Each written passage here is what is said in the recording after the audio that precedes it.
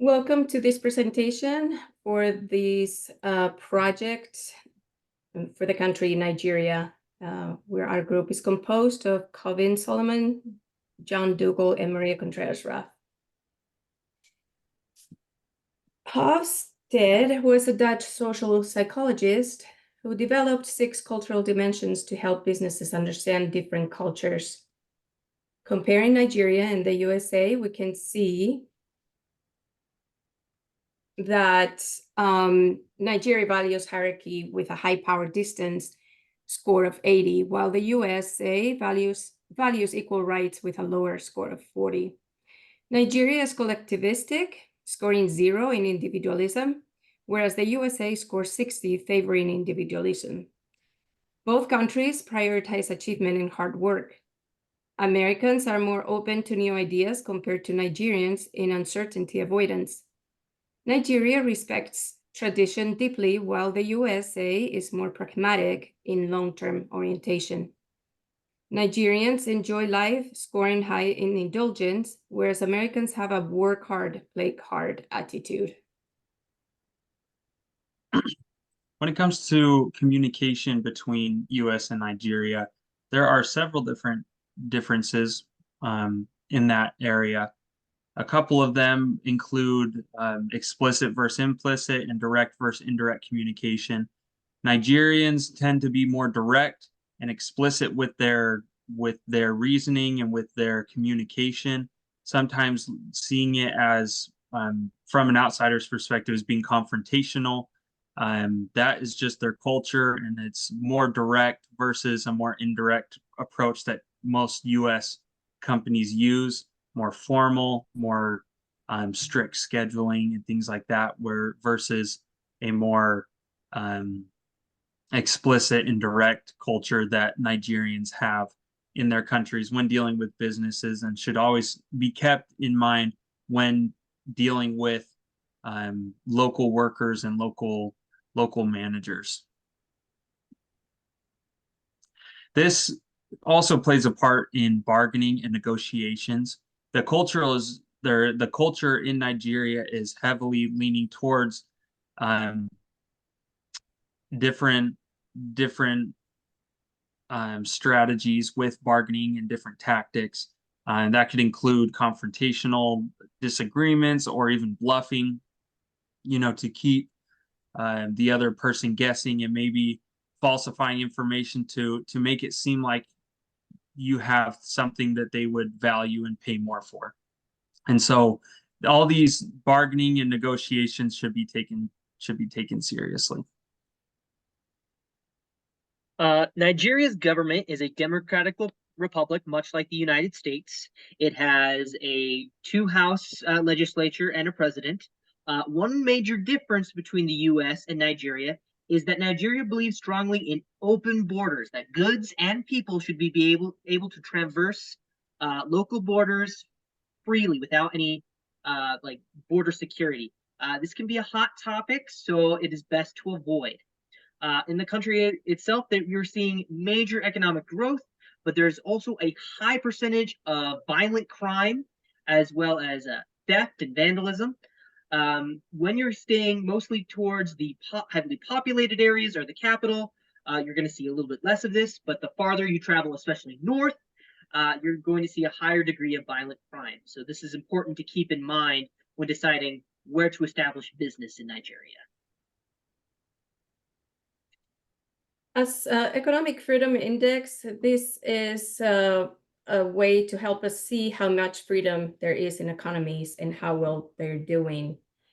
Nigeria's Economic Freedom Index shows their score at 53.9, which shows this is an okay economic freedom. Compared to the world average of 124, Nigeria is less economically free. This limits its prosperity, and it's mostly considered unfree by the Heritage Foundation. To do better globally, Nigeria should work on improving its economic freedom. When it comes to trade dealings, it's important to understand they are part of the World Trade Organization, which discourages the use of MFN, or most favored nation.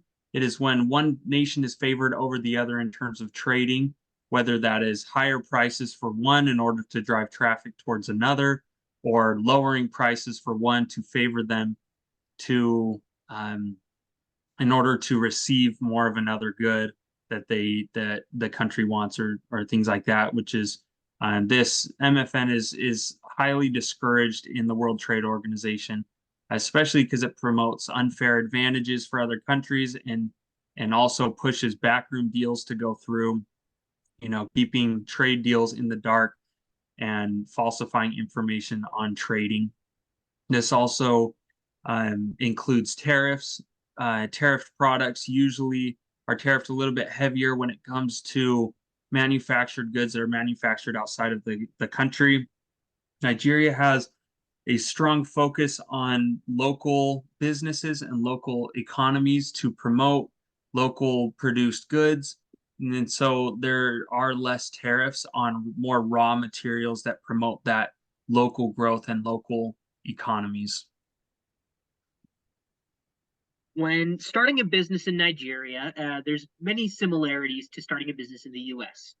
You'll need to register your business with the Corporate Affairs Commission, and you'll be required to pay a corporate income tax, as well as collecting Nigerian sales tax on many of the items that you sell and giving it to the Nigerian government.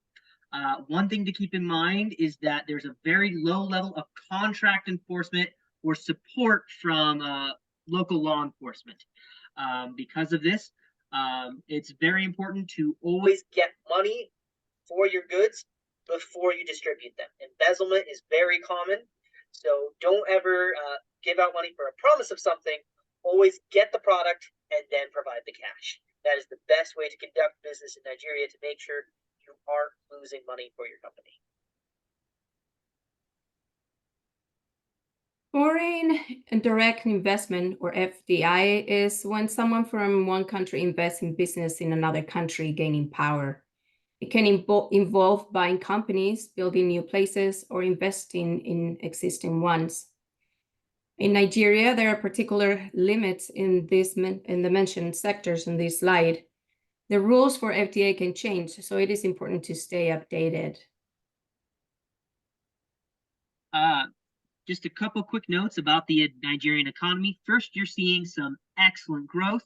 Currently, the gross national income per capita of the country, that is the amount of income brought in by the country divided by its number of people, is a little bit on the lower side. It's about $5,700 in comparison to the US's $78,000 per person.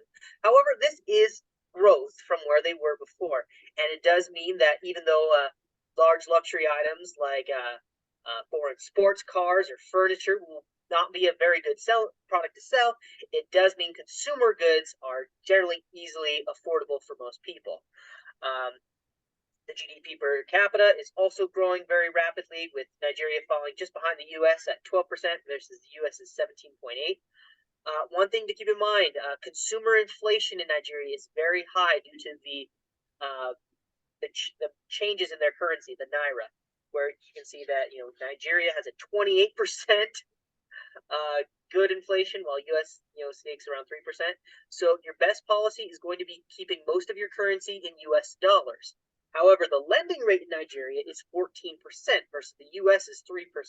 That means even though you want to keep your money in the US dollar, investing it in Nigerian banks is going to be keeping it in Nigerian banks is going to be your best strategy for getting the most out of your money.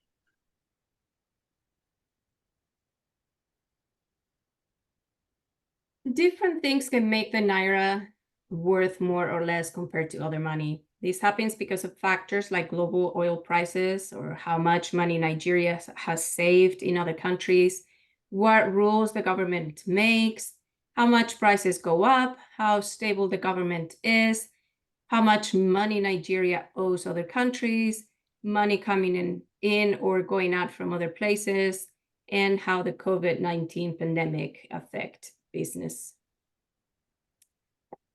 Now, one of the products that we want to propose is the portable solar-powered water purifier. Nigeria has a water problem. Millions lack clean water, leading to health issues. By providing a small, affordable, solar-powered purifier, we will be able to offer health and hope for Nigeria's future. In our SWOT analysis, we can see that one of its strengths is that the portable solar-powered water purifier provides sustainable and environmentally friendly solutions tailored to Nigeria's clean drinking water needs. One significant weakness lies in cultural factors, as religious and community dynamics may impede marketing efforts and the adoption of the product. One notable opportunity lies in the high demand for clean drinking water in Nigeria, presenting a significant market opportunity for the proposal. And finally, a notable threat is competition from existing companies in the water purifier industry, potentially hindering our ability to enter the market and gain a significant share. As for our STP approach, our segmentation approach targets rural Nigeria with a limited clean water access, focusing on diverse individuals, including families, travelers, and rural residents who prioritize convenience, sustainability, affordability, health, and safety, especially environmentally conscious consumers. Our targeting approach includes addressing the needs of rural households and communities lacking access to clean drinking water, providing portable water purification solutions for travelers and outdoor enthusiasts. And finally, our positioning approach emphasizes in promoting our portable solar purifier as an easy, eco-friendly way to clean water in rural areas. Another products that we're thinking about is the proposal of a brand of diapers specifically for African and Nigerian people. There are a couple diaper brands already existing in Nigeria, but these are mostly marketed for exports to Northern European countries. We want to focus on a brand that takes Nigerian lifestyle and physical condition into account. For strengths in this product, we see low potential costs because of all the materials being available within the country. One of the weaknesses is that in many parts of Nigeria, it's still culturally acceptable for children to be naked and to use the outdoor facilities, wherever they are. But that is starting to increasingly shrink. There's lots of opportunities to innovate and to use cultural symbolism in order to promote our product. And with our biggest threats is, of course, the other existing brands, but we think we can compensate for this by continuously, developing our product and focusing on marketing to the Nigerian people. When it comes to segmentation, of course, we're going to focus on families in high-income environments or urban and mid-income environments.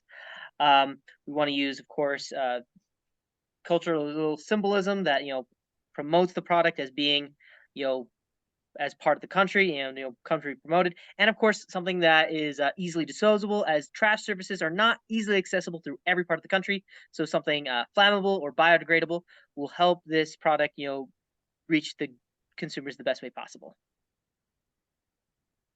The last product that we were thinking of is a cocoa grinding service. This would take the grinding service away from individual manufacturers and would allow people to focus on an individual part of the market. We would only handle the grinding portion of this product.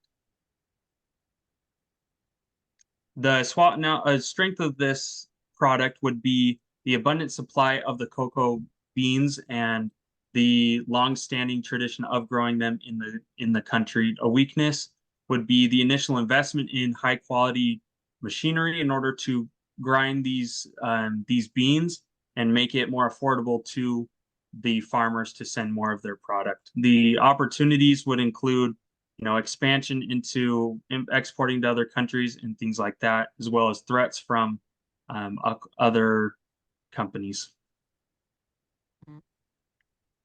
The segmentation would be, we would market it more towards high manufacturers using their cocoa beans to help produce this product for other facilities that would turn this product into the cocoa products we see today.